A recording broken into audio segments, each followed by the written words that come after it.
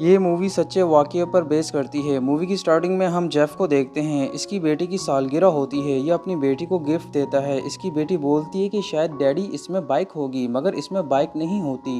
और यहाँ हमें पता लगता है कि जेफ के माली हालात अच्छे नहीं होते। ये अपने दोस्त स्टीव को कहता है कि मुझे ज़्यादा पैसे कमाने हैं। तो स्टीव बोलता है तुझ में जो बात है वो किसी और में नहीं, क्योंकि तेरी निगाह बहुत पैनी है और तुझे इसी वजह से आर्मी से निकाला गया। तू हर चीज को बहुत ऑब्जर्व करता है। ये चीज तेरे माली हालात अच्छे कर सकती है, और अगर मेरा दिमाग इतना तेज होता है तो शायद मैं दुनिया पर राज करता। जेफ अपनी बेटी को अपनी बीवी के हवाले करके कहता है कि मुझे मेरी पावर मिल गई है जिससे सब कुछ ठीक हो जाएगा, मगर इसकी बीवी इसे नजरअंदाज करके चले जाती है। जेफ अपनी कार में बैठ जाता है। अचानक से इसकी नजर रेस्टोरेंट पर जाती है जो कि मैकडोनल्ड्स का होता है। ये इसके अंदर जाकर कुछ चीजों को नोट करने लगता है। जेफ को पता लग जाता है कि तमाम मैकडोनल्ड्स की ब्रांचेस मंडे के दिन ही अपने सारे पैसे को कलेक्ट करते हैं।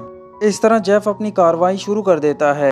ये देर रात मैकडोनल्ड्स के रूफ पे जाकर इसके अंदर आ जाता है। जब सुबह एम्प्लॉयज आते हैं तो जेफ इन सबको कहता है कि आप लोगों को कुछ नहीं होगा, बस मैं जैसा कहूँगा आप वैसा ही करना। ये इन लोगों को स्टोर रूम में बंद कर देता है। स्टोर रूम में बहुत ही ज्यादा ठंड होती है। एक एम्प्लॉय के पास जैकेट भी नहीं होती। ये देखकर जेफ को इस पर तरस आता है। जेफ इसे अपनी जैकेट दे देता है और कहता है कि मैं अपना काम पूरा करने के बाद पुलिस को कॉल कर दूंगा, फिर वो लोग आपको रूम से बाहर निकाल देंगे। और इस जरिए से जेफ के पास बहुत सारा पैसा इकट्ठा हो जाता है। न्यूज में जेफ की वारदातों का जिक्र आता है और इसे रूफमैन का नाम दिया जाता है। दोबारा से जेफ की बेटी की सालगिरह आ जाती है। ये अपनी बेटी को बाइक गिफ्ट करता है। इसकी बेटी बहुत ही खुश हो जाती है, मगर यहाँ पुलिस आ जाती है। जेफ भागने की कोशिश करता है, मगर पुलिस इसे पकड़ लेती है। कोर्ट जेफ को 45 साल की सजा देती है। जेफ जेल में होता है तो ये अपनी बेटी से बात करने की कोशिश करता है, मगर इसकी बीवी बोलती है कि फोन काट दो। तो जेफ कहता है कि बेटा मैं जरूर आऊंगा, और कॉल कट हो जाती है। जेफ जेल की जिंदगी में बिजी हो जाता है। ये सारे काम बहुत ही अच्छे से करता है। इस तरह कुछ महीने गुजर जाते हैं। जेल के गार्ड्स भी जेफरी पर ज्यादा नजर नहीं रखते।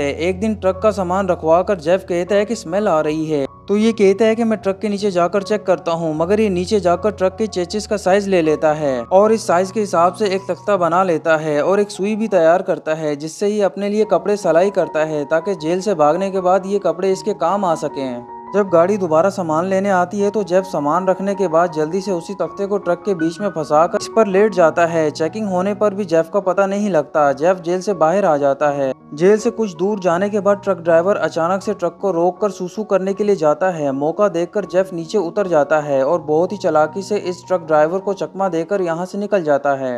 ये सबसे पहले अपने कपड़े चेंज करता है और लिफ्ट के जरिए अपने घर जाता है अपनी फैमिली से मिलने के लिए, मगर ये चुपके से अपनी बेटी को देखता है ताकि ये पकड़ा ना जाए। फिर ये अपने दोस्त स्टीव को कॉल करता है। इसका दोस्त कहता है कि तेरी भागने की खबर हर जगह चल रही है और तूने मुझे कॉल क्यों की। ये बोलता है मुझे दूसरे मुल्क जाना होगा। स्टीव बोलता है कि फिलहाल तू मुझे 1 महीने तक कॉल मत करना। इसके बाद जेफ टॉय मार्ट को देखकर इसमें आ जाता है। मैनेजर बोलता है कि हम 10 मिनट में मार्ट को बंद करने वाले हैं। जेफ जल्दी से वॉशरूम में आ जाता है। ये रूफ की जगह तलाश करके रूफ के ऊपर आ जाता है। पुलिस यहाँ आकर चेक करती है, मगर इन्हें यहाँ कोई भी नहीं मिलता। ये रूफ के जरिए से मैनेजर के रूम तक आ जाता है। जब मार्ट बंद हो जाता है तो ये रूफ से नीचे आ जाता है। इसको जगह जगह कैमरा नजर आते हैं, मगर इसे बहुत ही भूख भी लग रही होती है। तो ये दोबारा से मैनेजर के रूम में जाकर कैमरास की रिकॉर्डिंग को बंद कर देता है और फिर मार्ट में आजाद घूमने लगता है। इसको ऐसी जगह मिलती है जो सोने के लिए बहुत ही अच्छी होती है। ये एक मैट्रेस और कुछ जरूरी सामान इस जगह ले आता है। हर रात ये अपनी जगह में कुछ न कुछ जमा करने लगता है ताकि ये आराम से रह सके।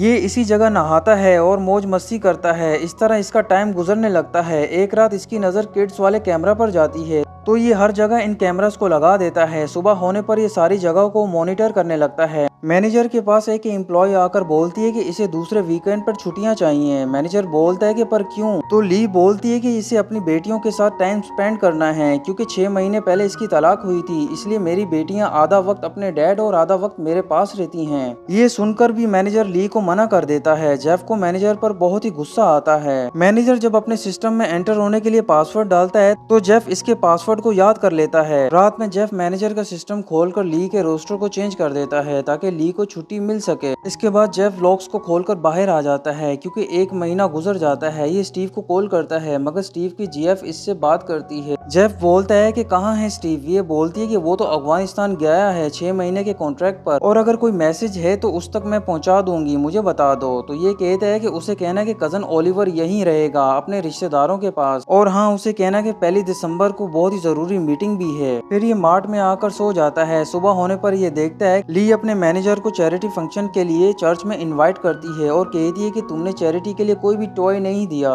मगर फिर भी तुम आ सकते हो चर्च में। तो मैनेजर बोलता है ओके, और इसके जाने के बाद इनविटेशन पेपर को बिन में फेंक देता है। जेफ रात में इसी पेपर को उठा लेता है। मार्ट से बहुत सारे टॉयज उठाकर उसी चर्च की तरफ जाता है। ये टॉयज को बाहर ही रख कर जाने लगता है मगर एक लेडी इसे देख लेती है और कहती है कि आप अंदर आ सकते हैं। जेफ चर्च के अंदर आ जाता है मगर इसे कोई भी नहीं पहचानता क्योंकि काफी वक्त गुजर चुका होता है। लोगों के बीच में आकर इसे अच्छा महसूस होता है। ये ली को बार बार देखता है। फिर ये कुछ लोगों से मिलता है। एक आदमी बोलता है कि आपको पहले कभी नहीं देखा, आप शायद यहाँ नए हैं। तो ये कहता है कि जी हाँ, और जेफ इन्हें अपना नकली नाम बताता है। आदमी बोलता है कि आपकी डोनेशन सबसे ज्यादा है और ली को कहता है कि इनसे मिलो, ये हमारे नए डोनर हैं। एक औरत बोलती है कि ली लोगों को हमारे चर्च से जोड़ती है और बच्चों के लिए टॉयज भी डोनेट करने का काम करती है, और साथ ही कहती है कि नेक्स्ट वीकेंड पर इसने पार्टी रखी है। ये जेफ को और ली को दोनों को इनवाइट करती है अपनी पार्टी में। कुछ दिनों बाद जेफ उसी चर्च वाली औरत की पार्टी में आ जाता है। ली भी यहाँ होती है। जेफ पार्टी में सब औरतों से बहुत सारी बातें करता है। ये इनको हंसाता भी बहुत ज्यादा है।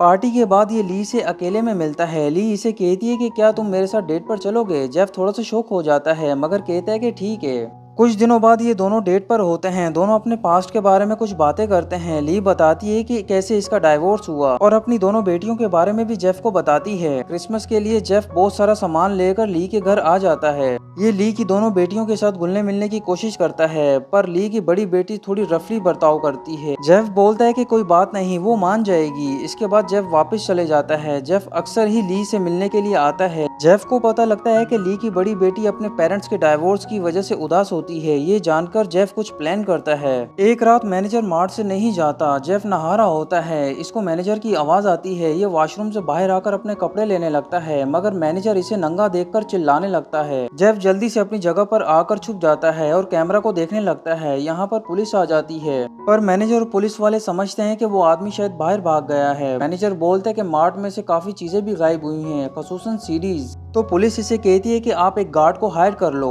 जेफ ली वालों के साथ होता है। तभी साथ बैठा आदमी बोलता है कि कल मार्ट से $10,000 की सीडीज चोरी हुई हैं जो असल में जेफ ने उठाई होती हैं अपना खर्चा पानी पूरा करने के लिए। ये सुनकर जेफ समझ जाता है कि ज्यादा दिन ये मार्ट में नहीं रुक सकता। तो ये जल्दी से स्टीव को कॉल करता है। इसकी जेफ कॉल उठाती है। जेफ बोलता है कि आज 1 दिसंबर है और तुमने कहा था कि आज के दिन स्टीव से बात हो सकती है। स्टीव अपनी जेफ को बोलता है कि इसे कहो कि संडे के दिन मिले।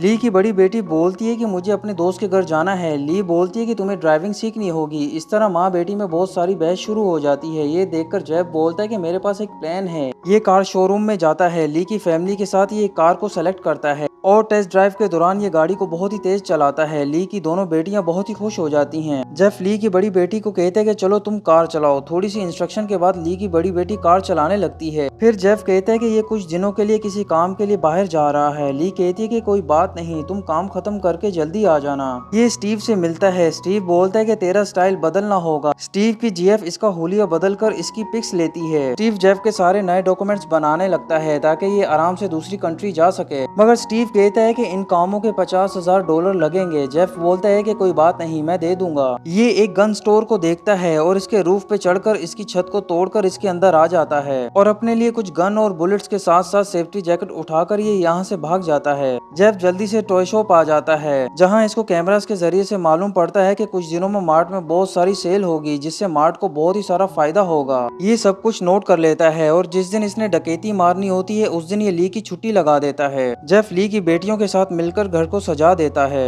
ली ये देखकर बहुत ही खुश हो जाती है और इसके साथ ही जेफ इसे बताता है कि मैनेजर की कॉल आई थी। वो कह रहा है कि तुम्हें छुट्टियां मिल गई हैं कुछ दिन के लिए ताकि तुम आराम से क्रिसमस अपनी बेटियों के साथ गुजार सको। फिर वो दिन आ जाता है जिस दिन जेफ ने डकैती करनी होती है। ये तैयार होकर अपनी जगह से बाहर आकर सबको बोलता है कि एक जगह आ जाओ और लेट जाओ, कुछ नहीं होगा। और मैनेजर को बोलता है कि जल्दी से इन सबको बांधो और इसके साथ ही कैश निकालने का बोलता है। मैनेजर बोलता है कि कैश में तो चिली बॉम्ब लगा हुआ है। तो जेफ बोलता है कि तुम उसी बंडल को बाहर निकालना जिसमें चिली बॉम्ब लगा हुआ है। मैनेजर ऐसा ही करता है और चिली बॉम्ब इसकी आंखों में चले जाता है। जेफ कैश लेकर यहाँ से निकलने लगता है, मगर तभी यहाँ पर ली भी आ जाती है। जेफ इसे देखकर घबरा जाता है और ली जेफ को देखकर भाग जाती है क्योंकि इसके हाथ में गन होती है। जेफ जल्दी से यहाँ से निकल जाता है। पुलिस को जेफ के छुपाए हुए कैमरास और इसके छुपने की जगह मिल जाती है। स्टीव बोलता है कि तूने कमाल कर दिया और ये रहे तेरे सारे डॉक्यूमेंट्स, कल रात तू यहाँ से निकल सकता है। जेफ बोलता है कि क्या ये कुछ दिन यहाँ नहीं रुक सकता क्योंकि इसे ली वालों के साथ क्रिसमस गुजारना है। स्टीव बोलता है कि नहीं, कल ही जाना होगा वरना सारी सेटिंग खराब हो जाएगी। सुबह होते ही जेफ निकल जाता है पर इसे ली की कॉल आती है। ये कॉल उठाता है। ली इसे कहती है कि तुम कहाँ हो और तुम क्रिसमस डिनर के लिए आ रहे हो ना, क्योंकि लड़कियां भी तुम्हारा पूछ रही हैं। ये सुनकर जेफ उदास हो जाता है और ये ली को मिलने के लिए आता है, लेकिन यहाँ पर पुलिस होती है जो जेफ को पकड़ लेती है और यहाँ हम समझ जाते हैं कि ली ने इसे डकैती करते हुए पहचान लिया होता है। ये देखकर ली रोने लगती है। जेफ वापस जेल में आ जाता है। जेफ की सजा में मजीद इजाफा हो जाता है और इसे अपने कारनामों पर बहुत ही ज्यादा पछतावा हो रहा होता है। ये अपनी बेटी से रोज बातें करता है और अपनी कहानी दूसरे कैदियों को सुनाता है। एक कैदी कहता है कि क्या तुमसे ली दोबारा मिलने के लिए नहीं आई? ये कहता है कि हाँ आई वो एक बार, और मुझे कहा कि वो मुझ पर गुस्सा थी क्योंकि मैंने उसे धोखा दिया, मगर इसके साथ ही उसने कहा कि उसका नजरिया बदल गया है देखने का, और ये सब कुछ उसे एडवेंचर जैसा लगा और कहा कि मैं उसे मिलने आऊंगा। तो मैंने कहा हाँ जरूर, और यहाँ ये मूवी खत्म हो जाती है।